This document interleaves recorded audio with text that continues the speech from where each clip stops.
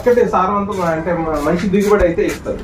కాబట్టి ఈ సేంద్రియ పద్ధతిలో తయారు చేసిన ఎరువులను గనక మీరు భూమికి ఇస్తే మొక్క కూడా ఎలాంటి పురుగు చీడ కూడా పట్టదు సార్.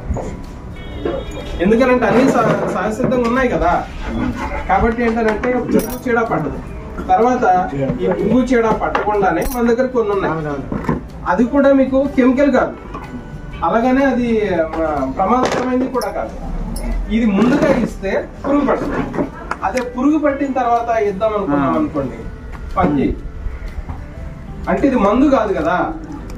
మందు అవునా కదా, అన్నం తినాలి, లేదా కూరగాయలు, లేదా పళ్ళు ఫలాలు, లేదనంటే ఈ ఏదన్నా సహజ సిద్ధంగా తయారైన తినాలి. అయితే మన దగ్గర ఉన్న సప్లిమెంట్స్ కానీ ఈ సేంద్రియ ఎరువులు కానీ సహజ సిద్ధమైనవి. కాబట్టి ఇవన్నీ ఏంటంటే జబ్బు వచ్చిన తర్వాత వాడటం కాదు, లేదా పురుగు పట్టేసిన తర్వాత చీడ పట్టేసిన తర్వాత వాడటం. పట్టక ముందే ప్రారంభంలోనే వాడితే ఎలాంటి చీడ పట్టదు. తర్వాత భూమి సహజ సిద్ధంగా అంటే అందులో క్వాలిటీ అనేది ఉంటుంది, pH లెవెల్స్ అనేవి సమానంగా ఉన్నాయి కాబట్టి ఆటోమేటిక్ గా మీకు దిగుబడి అనేది బాగా వస్తుంది. అలాగే ఫ్లవరింగ్ కి అంటే మన వరికి అయితే కనుక ఆ గింజ పట్టే ముందు, గింజ పట్టిన తర్వాత మనం 1-2 రకాల ప్రోడక్ట్ ఇస్తాం. దీనివల్ల ఏపుగా గింజ అంటే సైజ్ ఎక్కువ రావడానికి, బరువు ఎక్కువ తోగడానికి, అంటే ఇదంటే చిన్న చిన్నవి కానీ కొన్ని పళ్ళు కూడా ఉంటాయి. ఆ పళ్ళు ఏంటంటే సమానమైనటువంటి దిగుబడి రావడానికి, షైనింగ్ రావడానికి, క్వాలిటీ ఉండడానికి, క్వాలిటీ మెయింటైన్. ఇప్పుడు మన చుట్టాలకి పట్టాలకి ఏమన్నా పళ్ళు ఇవ్వాలని అంటే ఎలా పడితే అలా ఇస్తాం. కానీ ఎవడన్నా అమ్మడానికి ఇచ్చామనుకోండి, ఆడు అన్ని సమానంగా ఉన్నాయా లేదా చూసుకుంటాడు, అన్ని బాగుందా, నిగనిగలు ఆడుతుందా లేదా, ఇవన్నీ చూసుకుంటాడా లేదా. దానికి ఏం చేస్తాము అని అంటే మన దగ్గర ఉన్న సేంద్రియ పద్ధతిలో దానికి కావాల్సినటువంటి 2 రకాల ప్రోడక్ట్స్ ఇస్తే కనుక ఆ దిగుబడి కూడా సమానంగా ఉంటుంది, షైనింగ్ ఉంటుంది. మనం ఏదైతే బయటకు అమ్మాలని అనుకుంటున్నామో ఆ క్వాలిటీస్ అన్ని అందులో కనిపిస్తాయి.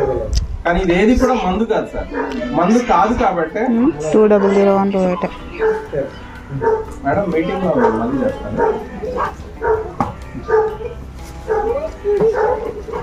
కాదు కాబట్టి మందులు కాదు కాబట్టి ముందుగా మీరు ఇవ్వగలిగితే, దుక్కి దున్నేటప్పుడే ఇవ్వగలిగితే కనుక అద్భుతమైన దిగుబడి వస్తుంది. మన ఈసారి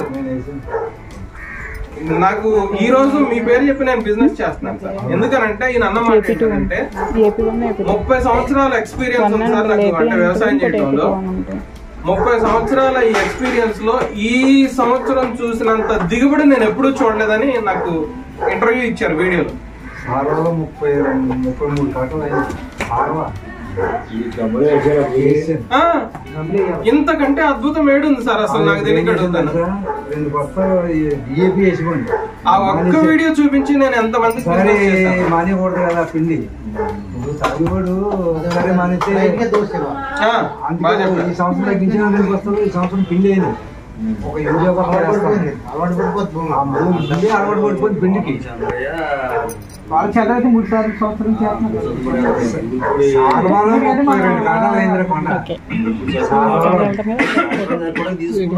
దాన్ని మళ్ళీ ఆ సార్వా కింద రాలితే మళ్ళీ ఇంకో ప్యాకెట్ పట్టుకెళ్ళి ఇది జల్లాను పిండి వేయకుండా. అది 12 కాటాలు అయింది. ఓడ్చలేదు, కలిపి తీయలేదు, ఆలిపోయిన గింజలు మొలి చెప్తే పిండి వేసాను పట్టుకెళ్ళి. ఏం చేయలేదు.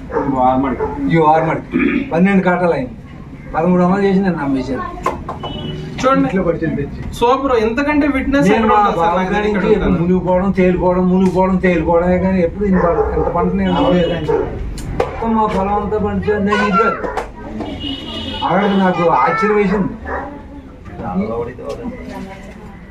చక్రవర్తి వాడేది ఆడి సంవత్సరం దిగాడు. ఇదనే కాదు, ప్రతి దానికి మనకి ఉపయోగపడే ప్రతి వస్తువులోనే కూడా కెమికల్ వండుకుంటూ ఉంటాయి కదా. ఆ తర్వాత ఇవ్వకూడదు ఇలా కండిషన్స్ ఏం లేవు. కాకపోతే మనకంటూ ఒక పద్ధతి ఉంది కాబట్టి దాని ప్రకారంగా మీరు ఏ స్టేజ్ లో ఉన్నారో చెప్తే దానికి తగ్గట్టుగా నేను ఇవ్వగలుగుతాను. ఆ స్టేజ్ నుంచి ఇస్తారనమాట. అంటే మీరు ఇదే ఫస్ట్ అనుకోండి, ప్రస్తుతం మీరు ఏ స్టేజ్ లో ఉంది ఆ స్టేజ్ నుంచి మనం సజెస్ట్ చేస్తాం అనమాట.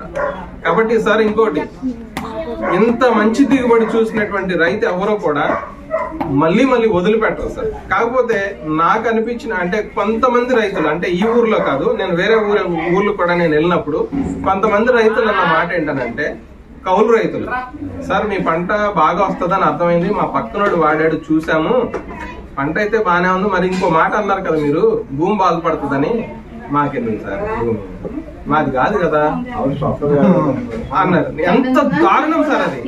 అంటే మంచి పంట ఇవ్వడానికి, అంటే వచ్చేదాన్నన్నా వదులుకుంటానంటున్నాడు కానీ పక్కనోడు బాగుపడడానికి ఇష్టపడట్లేదు. వచ్చేదాన్నన్నా వదులుకుంటానంటున్నాడు కానీ అలాంటి పరిస్థితి మన ఊర్లో మన రాంబాబు పొలంలో తీసుకెళ్ళాను, బావి నుంచే తీసుకెళ్ళాను. పాపం మంచి ఓపిక వచ్చారు. ఆ చేంజ్ చేసి ఆశ్చర్యపోలేదు. నేను ఆ పర్వ సైడ్ కూడా మంచి గట్టిగా చేస్తాను కదా, ఈజీగానే చేస్తారు కానీ అయినా మీ పొలం వీడియో తీసి చాలా